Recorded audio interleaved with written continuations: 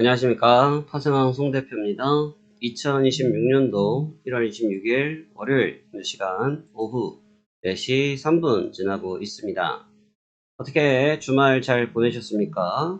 지난주 금요일 제 영상들 많이 기다리셨을 텐데 워낙 상담이 길어서 제가 영상을 빠르게 올려드리지 못했습니다.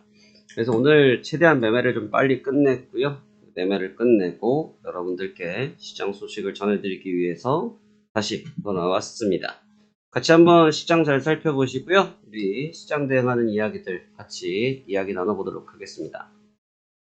먼저 지난주에 마감했던 뉴욕 증시 상황을 좀 보시면 지난주에 마감했던 다우지수는 전장 대비해서 285포인트 0.58%가 조정을 받고 마감이 됐습니다.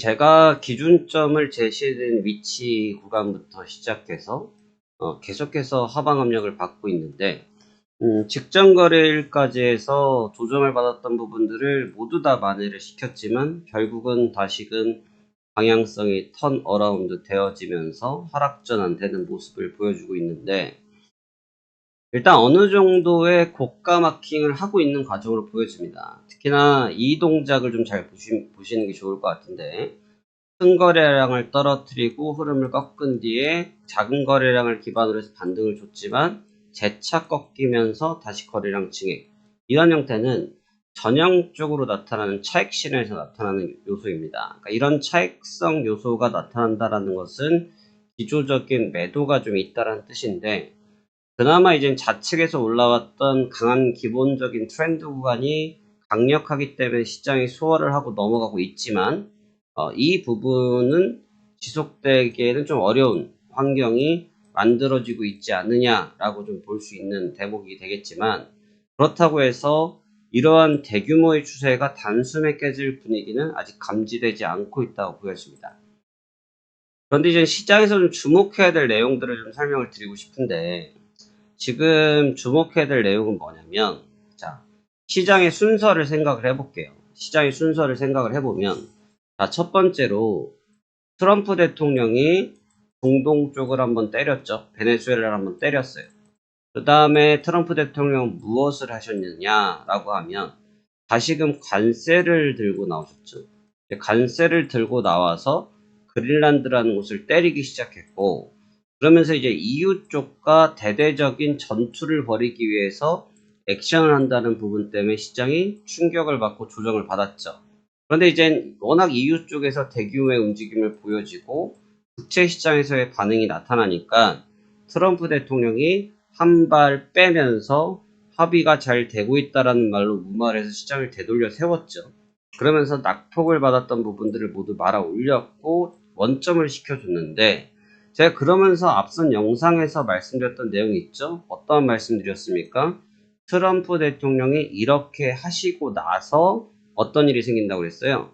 이렇게 하시고 나면 그 다음 액션을 잘 봐야 되는데 아마 명확한 부분이 없기 때문에 관세 분쟁은 계속 이루어질 것이다 라는 이야기를 했죠. 그래서 이제 트럼프 대통령이 다시 이제 관세를 들고 나오면서 때리기 시작했는데 이제는 또 중국과 캐나다가 또 협의를 한다고 하면 또 우리가 캐나다랑 중국에 또 관세를 때리겠다는 쇼크를 주면서 현재 시간의 거래에서 시장이 조정을 좀 크게 받았다가 회복을 하고 있는 그런 모습을 보여주고 있습니다. 그러니까 무슨 얘기냐면 이 얘기를 거꾸로 해석을 해보시면 트럼프 대통령의 관세에 대한 전쟁은 계속 이어지고 있는 과정이라고 보셔야 됩니다. 이거는 작년 2025년도 시장에 동참하셨던 분들이라면 거의 90% 이상 이해를 하실 수밖에 없는 내용이에요. 트럼프 대통령 계속 이와 같은 방식으로 플레이를 하거든요. 끝난 것 같은데 끝나지 않은, 끝날 것 같지만 끝나지 않은 그와 같은 방식을 가지고 해당 재료를 계속 울거먹는 경향이 좀 있습니다. 그래서 시장의 리듬을 타면서 주식시장에 참 어떻게 보면 제대로 된 투자자라 할 수 있는데 리듬을 타면서 강약 조절하는 그러한 분위기를 보여주고 있다는 거죠.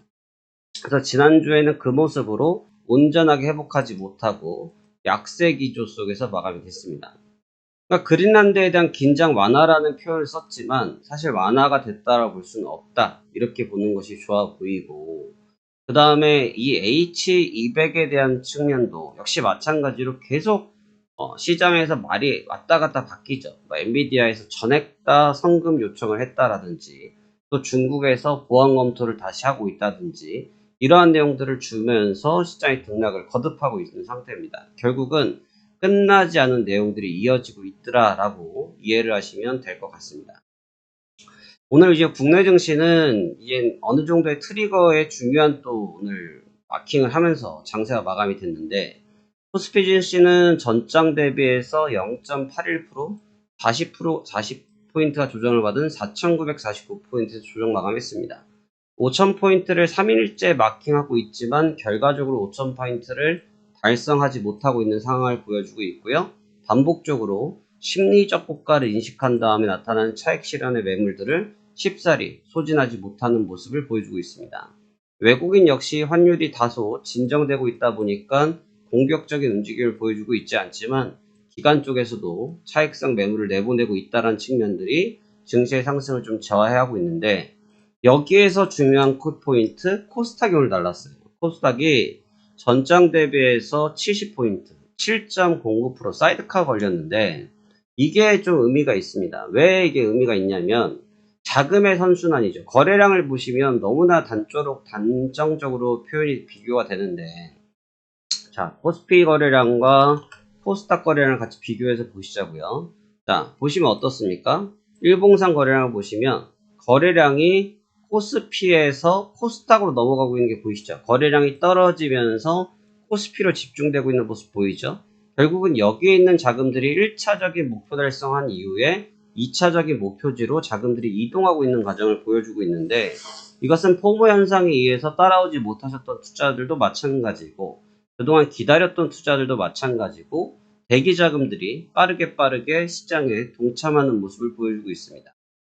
이것은 긍정적이라고 볼 수도 있지만 단적으로 표현을 하면 좀 부정적인 부분도 있습니다. 왜냐하면 시장의 자금들이 순환하고 있다는 뜻인데 그 순환이 올바른 순환이라기보다는 공격적 순환 형태를 보여주고 있다는 것이거든요.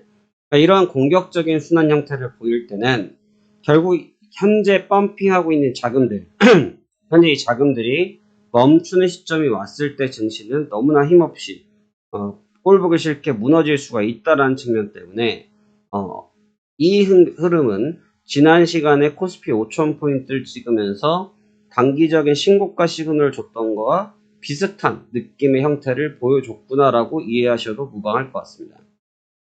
현재로서 봤을 때 지금의 이 상승 부분은 강렬하기 때문에 단칼에 깨질 가능성은 좀 제한적이겠지만 이제 피로감을 역시나 마찬가지로 느낄 가능성이 높은 측면이다라고 보시면 좋을 것 같습니다. 이번 주가 제가 볼 때는 아주 중요한 시장의 방향성 결정의 트리거가 되는 국면이라고 생각이 됩니다. 이제 다우지수도 어느 정도의 상승에 꽃을 피고 있는 상태, 나스닥도 진폭이 제한이 걸려 있고 S&P도 마찬가지거든요. 지금 보시면 나스닥도 일봉상 보시면 추세를 지금 돌파하지 못하고 며칠째 지금 행보를 하고 있는 모습이 보이실 테고 S&P 500도 역시 마찬가지의 모습을 보이고 있습니다. 자, 이 모습 때문에 결국은 이제 중요한 트리거라는 얘기인데 시장이 왜 기다리고 있을까요? 라고 생각을 해보면 방금 말씀드렸던 내용들도 있겠지만 결국은 이제 이번 주에 대기 타고 있는 지표가 워낙 강렬하죠. 이번 주에 대기 타고 있는 지표가 뭐가 있습니까? 여러 가지가 있겠지만 가장 강력한 지표는 바로 FOMC 성명서가 되겠습니다. 이번에 발표될 FOMC 성명서는 상당히 중요한 기준금리 결정이 될 것인데 왜 기준금리 결정이 중요하게 됐냐면 이번에 기준금리 결정은 시장의 예상과 비슷하게 동결될 가능성이 거의 높습니다. 그런데 동결될 가능성은 높지만 문제가 뭡니까? 지금 연준 인사들을 연초부터 공격을 해놨죠. 연준 인사들을 공격해놨어요. 지금 파월 연준 의장도 조사를 하고 있고 그 다음에 쿡 이사도 지금 불법 대출 관련돼서 압박을 하고 있고 이 과정들이 지금 바탕에 깔려 있단 말이죠. 근데 이제 이 방향들을 깔려 있다는 상태가 되면 무슨 상황이 생길 수가 있느냐 이걸 예측을 해드리자 하면 연준은 아마 99.99%의 확률로 본인들의 독립성 얘기를 할 겁니다. 네, 그쵸? 아마 본인들의 독립성 얘기를 할 가능성이 높죠. 뭐 뉴스라나 필체를 인용하자고 하면 이데일리에서 나왔던 기사가 되겠네요. 여기서 보시면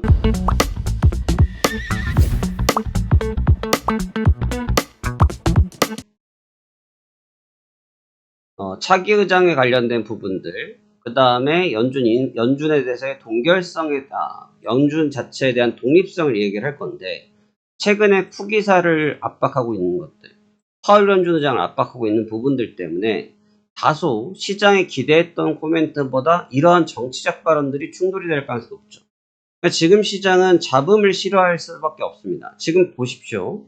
국내장이 5,000포인트를 찍긴 찍었죠. 5,000포인트를 찍었는데 환율이 결국은 어떤 상황이 됐냐면 환율이 결국 지레 지쳐서 밀려나온 구조가 됐어요. 사실 환율의 위치는 1,500원이라는 마지노선을 넘게 되면 이거는 뭐 흔히 말해서 재앙이죠. 이건 완전 재앙 상태가 될 수 있는데 그 앞선 단계에서 강력한 개입으로 지금 환율을 끌어내려놨단 말입니다. 그런데 이게 1,500원을 넘어버리면 얘기가 달라지겠죠. 그럼 마찬가지로 지금 연준 쪽에서 제시하고 있는 기준 금리 가이드라인은 어느 정도 준수할 텐데 문제는 독립성에 대해서 압박을 하면서 경기에 대해서 부정적 발언을 한다라고 했을 때 우리나라 같은 경우는 환율이 저랬어도 시장의 분위기가 좋았기 때문에 갖고 올라갔지만 지금 미국 같은 경우는 고점을 찍어놓고 논 지가 지금 한 달째예요. 고점을 찍어놓고 놀고 있는 지가 한 달째가 됩니다. 한 달째 놀고 있고 나스닥이나 S&P 같은 경우는 3개월째 놀고 있기 때문에 거의 근 3개월 놀고 있기 때문에 그렇다고 했을 때 여기서 조금 더 시장과 결이 다른 멘트가 나왔을 때 그 충격을 흡수하겠느냐라고 보면 흡수하기가 쉽지 않을 수 있다는 거죠. 그래서 제가 계속 누누이 말씀드리지만 매매를 짧고 간결하게만 계속 가져가려고 하고 저는 그렇게 해도 목표 수익을 이미 초과 달성하고 있는 단계인데 이렇게만 가져가려고 하는 가장 큰 이유는 축이 힘을 많이 잃었기 때문이에요. 국내장은 지금 힘을 받고 있는 입장이지만 미국장은 힘을 많이 잃고 있는 구조거든요. 여기서 오해를 하시면 안 돼요. 야, 뭔 소리야, 내 종목은 지금 팔팔한데 라고 하실 수 있는데 제가 말씀드린 것은 종목이 팔팔하냐 안 팔팔하냐의 문제가 아니에요. 전체적인 추이가 드랍이잖아요. 마이크로소프트, 애플 월봉으로 보셔도 그렇고 엔비디아, 아마존, 메타, 구글, 일라이릴리, AMD, TSMC 전체적 월봉에서 고점을 찍고 밀려있는 구조란 말이죠. 그럼 이 상태에서 결국은 힘이 빠져있다라고 보시는 게 맞거든요. 힘이 빠져있는 단계로 봤을 때 이 힘이 빠져있는 단계에서 증시가 얼만큼 이 충격을 흡수할 수 있냐라는 겁니다. 그걸 흡수하지 못했을 때 증시 충격은 커질 수 있다는 거죠. 그래서 그 부분을 대비하는 매매 전략의 수립이 필요한 시기라고 생각이 될 수 있어요. 그래서 지금은 여러분들이 매매 전략은 굉장히 간략해야 될 거라고 생각이 됩니다. 공격적으로 치고 빠지는 형태를 취하거나 추세를 그냥 주나 사나 추세를 추종하고 있다가 언제든지 꺾일 때 대응하겠다는 마인드로 가거나 둘 중에 하나인데 어찌됐든 수익이 나면 그만인 거니까 나한테 수익이 나는 매매 전략을 펼치시면 되겠죠. 나한테 수익이 나는 매매 전략은 과연 무엇일 건지를 잘 심사숙고해서 대비를 하셔야 된다는 겁니다. 그냥 무턱대고 공격을 하기에는 다소 피로감이 느껴지는 그런 시장의 위치에 현재 자리하고 있더라라고 저는 말씀을 드릴 수 있겠네요. 분위기 자체는 나쁘지는 않지만 시장 자체의 힘이 좀 떨어지고 있는 것이 좀 명확히 보여지고 그 다음에 작년 2월달 3월달에 느껴졌던 그 분위기 있지 않습니까? 작년 2월달 3월달에 느꼈던 분위기랑 지금 분위기가 좀 너무 흡사한 것 같아요. 그러니까 무슨 얘기냐면 어찌어찌 봉합을 하고 넘어가고 있는 것처럼 만들어내고 있지만 정치적인 불확실성과 지정학적 불확실성이 계속 연결되어지는 그런 모습을 보여주고 있거든요. 이러한 불확실성이 지속되면 지금 시장이 강력할 때는 그런 불확실성 정도를 그냥 스킵하고 넘기는 경향을 보이지만 시장의 힘 자체가 좀 빠져 있을 때는 그런 불확실성을 소화를 못하는 경향들을 많이 보여주거든요. 그러니까 지금 좀 그런 경향이 없지 않아 있다라고 저는 생각이 되어진다라는 거죠. 그래서 그 측면을 잘 대비해서 시장을 접근하셔야 현재 시장에서 수익률 대해서 여러분들이 좋은 결과를 이끌어낼 수 있다. 이러한 말씀을 전해드릴 수 있을 것 같습니다. 결과적으로 저희는 지금 계속해서 좋은 결과들을 이끌어내고 있고요. 이번 달에도 이미 초과 달성을 하고 있는 단계고, 많은 분들께서 제가 상담을 하지만 좀 많이 어려워하시는 분들이 증거금 때문에 좀 많이 어려워하시는 것 같습니다. 증거금이 지금 비싼 단계가 되다 보니까 많이 어려움을 갖고 있는데, 이거를 뭐 인위적으로 좀 풀어서 하시는 방법들을 쓰시기도 하지만 저는 사실 그 부분을 좀 권장드리진 않아요. 그러니까 왜 그러냐면 주식이든 뭐든 이 레버리지를 써서 잘 되면 이게 좋은 일인데 이 잘못되면 이게 괴로워지는 일이 될 수가 있거든요. 그래서 저는 정석적인 투자를 지금은 해야 될 국면이 아닌가. 왜냐하면 시장이 다들 흔히 말해서 눈이 돌아가서 막 흥분되어 있는 투자를 하고 있는 시점이기 때문에 자칫해서 여기서 그런 거품이라고 표현하기 좀 그렇습니다만 버블 효과가 순간 사라지는 순간에 나타나는 충격파가 있을 것이거든요. 근데 이제 레버리지를 안 쓰신 분들은 그러한 구간에서 충분히 대처가 되고 수익으로 환산시킬 수가 있겠지만 레버리지를 극단적으로 쓰신 경우들 그 부분을 대응을 못하는 수가 있단 말입니다. 그런 측면들을 여러분들이 좀 심사숙고해서 대비를 하셔야 현재 변화되는 시장에서 좋은 결과를 얻을 수 있는 여러분들이 전략을 수립할 수 있는 그런 부분들을 만들어낼 수 있다. 저는 그러한 말씀을 좀 전달해드리고 싶었습니다. 그래서 대부분의 상담 내용이 그렇고요. 그리고 누구나 할 수 있냐라고 하셨을 때 누구나 하실 수 있습니다. 누구나 하실 수 있고 여러분이 마음을 잡수시고 잘 집중해서 대응하신다고 했을 때 뭐 모르겠어요. 요즘 장이 너무 좋으니까 뭐 계속 시장에 대한 강한 의미를 갖고 있을 수도 있겠지만 좀 안정적으로 뭐 한 달에 1,000만원, 1,500만 정도의 수익을 잘 거둘 수 있는 전략을 수립하는 것도 여러분들한테 필요하지 않겠냐 이러한 말씀 전해드리도록 하겠습니다. 자, 언제든지 여러분들에게 창구는 열려 있습니다. 모르시는 게 있으시거나 궁금한 점 있으시면 문의 주시면 직접적 투자와 관련된 부분이 아닌 시장에 관련된 부분들에 대해서는 제가 충분히 설명드릴 수 있으니 그 점에 대해서 언제든지 물어보셔도 좋을 것 같습니다. 그러면 이번 주도 좋은 투자 되시길 바라겠고 저도 이번 주 잘 대응해서 남은 이번 달 수익도 잘 채워보도록 하겠습니다. 감사합니다. 화생왕 송 대표였습니다.